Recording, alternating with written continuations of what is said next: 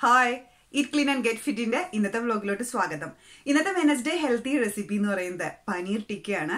Gas സ്റ്റൗവിൽ വെച്ച് നമുക്ക് ഉണ്ടാക്കാൻ പറ്റുന്ന ഒരു easy healthy paneer tikka recipe. ഇത് നല്ല ടേസ്റ്റും ആണ് കഴിക്കാൻ. നമ്മൾ ഇതിന്റെ റെസിപ്പി നമ്മൾ 30-day വെയിറ്റ് ലോസ് ചാലഞ്ചിന്റെ സമയത്തും 30-day ഇന്റർമീഡിയന്റ് ഫാസ്റ്റിംഗ് ചലഞ്ചിന്റെ സമയത്തൊക്കെ ഷെയർ ചെയ്തിട്ടുണ്ട്. പക്ഷെ അത് ആ ചലഞ്ച് വീഡിയോസിലാണ്. അപ്പൊ അതുകൊണ്ട് തന്നെ അന്ന് നമ്മൾ ഇൻക്ലൂഡ് ചെയ്ത റെസിപ്പീസ് സെപ്പറേറ്റ് വീഡിയോസ് ആയിട്ട് ഷെയർ ചെയ്യാമെന്ന് ഞാൻ കരുതി. അപ്പൊ നമുക്ക് വീഡിയോയിലോട്ട് കിടക്കാം. ഇതിനുവേണ്ട മെയിൻ ഇൻഗ്രീഡിയൻസ് ഒരു 150 ഗ്രാമോളം പനീർ ഇതുപോലെ ക്യൂബ്സ് ആയിട്ട് അരിഞ്ഞു വെച്ചിരിക്കുന്നത്, അത്യാവശ്യം വലിയൊരു ക്യാപ്സിക്കം ഇതുപോലെ സ്ക്വയർ പീസസ് ആയിട്ട് എടുത്തിരിക്കുന്നത്. നിങ്ങൾക്ക് കളറുകൾ, അതായത് പല കളർ ക്യാപ്സിക്കം മിക്സ് ചെയ്തെടുക്കാം കേട്ടോ. അപ്പോൾ ഇച്ചിരിയും കൂടെ കാണാനൊക്കെ ഒരു ഭംഗി ഉണ്ടാവും. പിന്നെ എടുത്തിരിക്കുന്നത് ഒരു സവോള ഇതുപോലെ സ്ക്വയർ പീസസ് ആയിട്ട് അരിഞ്ഞെടുത്തേക്കുന്നത്. പിന്നെ ഇതിന് വേണ്ട മസാലക്കൂട്ട് എന്ന് പറയുന്നത് ഒരു 5 ടേബിൾ സ്പൂണോളം കട്ട തൈര്, 1.5 ടീസ്പൂണോളം മുളക് പൊടി, 1 ടീസ്പൂണോളം മല്ലിപ്പൊടി, ഒരു നുള്ളു മഞ്ഞൾപ്പൊടി, പിന്നെ ഒരു 1 ടീസ്പൂണോളം ഗരം മസാല, 1 ടീസ്പൂണോളം ചെറിയ ജീരകം പൊടിച്ചത്, 1.5 ടീസ്പൂണോളം കസൂരി മേത്തി അല്ലെങ്കിൽ ഉണങ്ങിയ ഉലുവയില, ഒരു 1.5 ടീസ്പൂൺ ജിഞ്ചർ ഗാർലിക് പേസ്റ്റ്, ഉപ്പ് ആവശ്യത്തിന്. ഇനി ഇതെല്ലാം കൂടെ നന്നായിട്ട് മിക്സ് ചെയ്തതിന് ശേഷം ഒന്ന് ടേസ്റ്റ് നോക്കി ഇതിന് ആവശ്യത്തിന് ഉപ്പുണ്ടെന്ന് ഉറപ്പ് വരുത്തുക. ഇനി ഇതിലോട്ട് നമുക്ക് ക്യാപ്സിക്കവും സവോളയൊക്കെ ചേർത്ത് കൊടുത്ത് നന്നായിട്ട് മിക്സ് ചെയ്യാം. ക്യാപ്സിക്കത്തിൻ്റെയും സവോളയുടെയൊക്കെ എല്ലാ ഭാഗത്തും ഈ മസാല എത്തിയിട്ടുണ്ടെന്ന് ഉറപ്പ് വരുത്തണം കേട്ടോ. ഇനി ഇതിലോട്ട് നമ്മൾ എടുത്തു വെച്ചിരിക്കുന്ന പനീർ ചേർത്ത് കൊടുക്കാം. പനീർ ചേർത്ത് കൊടുത്തതിന് ശേഷം വളരെ സാവധാനം മിക്സ് ചെയ്താൽ മതി, അല്ലെങ്കിൽ പനീർ ഉടഞ്ഞു പോകും. ഇങ്ങനെ എല്ലാം മിക്സ് ചെയ്തതിന് ശേഷം ഇതൊരു 15 മിനിറ്റ് ഇങ്ങനെ മൂടി വെച്ചിരിക്കട്ടെ. 15 മിനിറ്റ് കഴിഞ്ഞതിന് ശേഷം ഈ പനീറിൻ്റെയും വെജിറ്റബിളിൻ്റെയും മിക്സ് നമുക്ക് സ്ക്യൂവേഴ്സിലോട്ട് മാറ്റാം.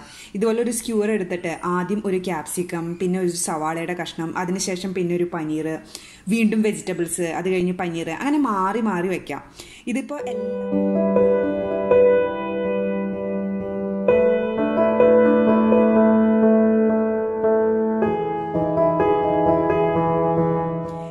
എല്ലാം സ്ക്യൂവേഴ്സിനാക്കിയതിന് ശേഷമുള്ളതാട്ടോ. ഒരു പാത്രം വെച്ച് ചൂടായതിന് ശേഷം അതിലോട്ട് ഒരു 3/4 ടേബിൾ സ്പൂണോളം നെയ്യ് ഒഴിച്ചു കൊടുക്കാം. അതൊന്ന് ചൂടായതിന് ശേഷം അതിലോട്ട് നമുക്ക് സ്ക്യൂവേഴ്സ് വെച്ച് കൊടുക്കാം. ഈ സ്ക്യൂർ വെച്ചതിന് ശേഷം ഉണ്ടല്ലോ, ഈ പനീറിൻ്റെ ഓരോ സൈഡും ഒരു 2 മിനിറ്റ് വെച്ച് ഇങ്ങനെ മറിച്ചിട്ട് കൊടുക്കണം കേട്ടോ. ഓരോ സൈഡ് ഒരു 2 മിനിറ്റ് ഒക്കെ വയ്ക്കുമ്പോഴത്തേക്ക് ഇത് അത്യാവശ്യം നന്നായിട്ട് മൊരിഞ്ഞു കിട്ടും. പിന്നെ വേറൊരു കാര്യം, ലോ ഫ്ലെയിമിൽ ഇടാൻ മറക്കണ്ട. കാരണം നമ്മളൊരു 3/4 ടേബിൾ സ്പൂണോളം നെയ്യ് ചേർത്തിട്ടുള്ളൂ. അതുകൊണ്ട് പെട്ടെന്ന് അടി പിടിക്കാൻ ചാൻസ് ഉണ്ട്. ഇങ്ങനെ 4 വശവും മൊരിഞ്ഞു കഴിയുമ്പോൾ ഈ സ്ക്യൂവേഴ്സ് ഈ പാത്രത്തിൽ നിന്ന് മാറ്റാം കേട്ടോ. ഇനി ഇതിലോട്ട് ബാക്കിയുള്ള പനീറിൻ്റെ സ്ക്യൂവേഴ്സും വെച്ച് മൊരിച്ചെടുക്കാം.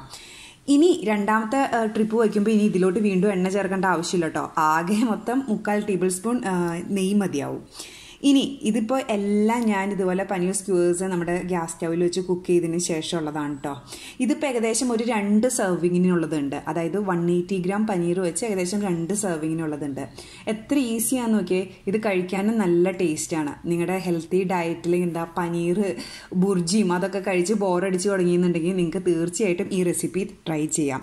നിങ്ങൾക്ക് ഈ വീഡിയോ ഇഷ്ടപ്പെട്ടു എന്ന് കരുതുന്നു. നിങ്ങളുടെ കമൻസും ഫീഡ്ബാക്കൊക്കെ ഷെയർ ചെയ്യുക. Thank you for watching me. By.